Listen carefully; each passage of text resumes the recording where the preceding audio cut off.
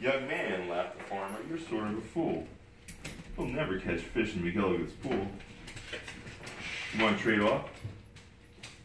Who are you recording?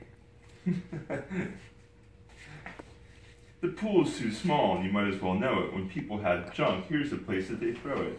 You might catch a boot, or you might catch a can. You might catch a bottle, but listen, young man, if you sat 50 years with your worms and your wishes, you'd grow a long beard long before you catch fishes.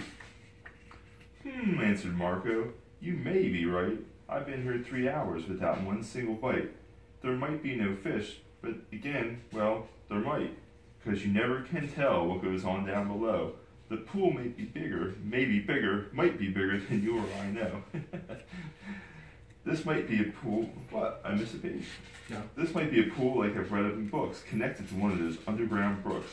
An underground river that runs here and flows right under the pasture, and well, who knows?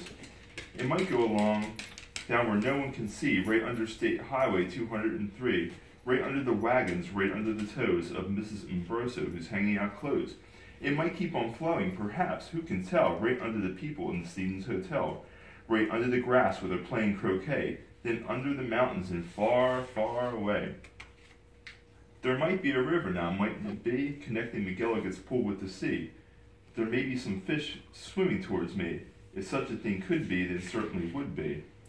Some very smart fellow might point out the way to the place where I'm fishing, and that's why I say, if I wait long enough and I'm patient and cool, who knows what I'll catch in McElligot's pool. I might catch a thin fish, I might catch a stout fish, I might catch a short or a long, long drawn-out fish. Any kind, any shape, any color or size. I might catch some fish that would open your eyes. I wouldn't be surprised if a dogfish appears, complete with a collar and long floppy ears, whooping along, and perhaps he might chase a whole lot of catfish straight into this place. I might catch a fish with a pinwheel-like tail. I might catch a fish who has fins like a sail. I might catch some young fish, some high-jumping friskers. I might catch an old one with long flowing whiskers. I might catch a fish with a long curly nose. I might catch a fish like a rooster that crows. I might catch a fish with a checkerboard belly, or a fish made of strawberry jelly.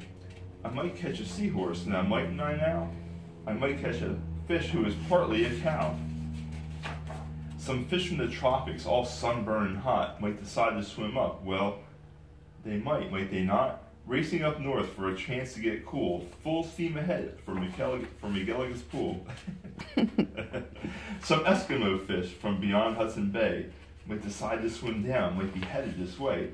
It's a pretty long trip, but they might and they may. I might catch an eel, well I might, it depends. A long twisting eel with a lot of strange bends, and oddly enough with a head on both ends. One doesn't catch this kind of fish as a rule, but chances are fine in McElligot's pool. I might catch a fish with terrible grouse, or an Australian fish with the kangaroo's pouch. Good day, mate. Who wants to catch small ones like mackerel or trout? Say, I'll catch a sawfish with such a long snout that he needs an assistant to help him about. If I wait long enough and I'm patient and cool, who knows what I'll catch in McElligot's pool? Some roughneck old lobster, all gristle and muscle, might grab at my bait, then I would have a tussle. To land one so tough might take 2 or 3 hours, but the next one might be easy, the one that likes flowers. I might catch some sort of a fast-moving bloke who zips through the water with an overarm stroke. I might and I may, it's really no joke. A fish even faster, a fish if you please, who slides down the sides of strange islands on skis. He might ski on over and pay me a visit. That's not impossible, really, now is it? Some circus fish from an acrobat pool might stage a big show in McElligot's pool. I might catch a fish from a stranger place yet, from the world's highest river in far off Tibet, where the falls are so steep that it's dangerous to ride them, and fish put up chutes and they float down beside them. From the world's deepest ocean, from way down below, from down in the mud where the deep divers go, from the muck and the mire, from down in the mire, and the muck and the murk. Hey, watch your language, but we're only here. I might catch some fish that are all going flirt. Whales, I'll catch whales. Yes, a whole herd of whales, all spouting their spouts and all thrashing their tails. I'll catch 50 whales and I'll stop for the day, because there's nothing bigger than whales, so they say. Still, of course, it might be. There is something bigger, some sort of a kind of a thingamajigger. A fish that's so big, if you know what I mean, that he makes a whale look like a tiny sardine.